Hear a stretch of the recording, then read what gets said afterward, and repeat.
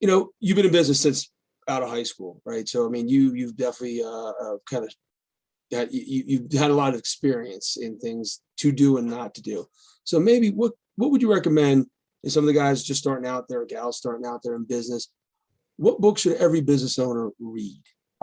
So there's several books. I guess I'll start with, I wasn't always a big reader, but as you start to try and grow a business and you realize that there's all these skills that you may or may not have just because you're good at one thing and you start a business in that area. To really be a business owner, you have to be well-rounded. So really being able to read and comprehend what you're reading and kind of teach yourself is invaluable, and I would say pretty much necessary in order to be successful. So there's Audible now and audiobooks, things like that, or definitely a time saver or a time hack per se, that you can listen to an audiobook while you're working out or doing other things and kind of kill two birds with one stone. But I am a big fan of actually reading books now because I feel like you get more out of it.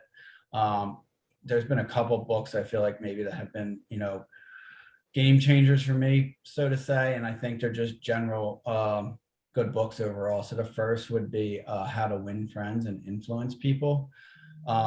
The title might sound like a little bit brash, but it's actually a really good book, and it just talks about how people have different personality types, how people like to be communicated to, and we're all humans, and if you're in a business, people are your biggest asset. So I think being able to understand and communicate with your people is definitely key.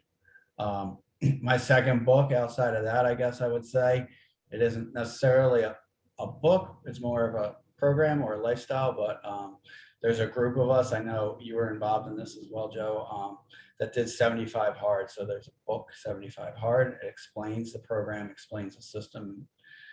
Like I said, it's maybe not necessarily about the book, but taking the system and the process that's in the book and implementing it into your life.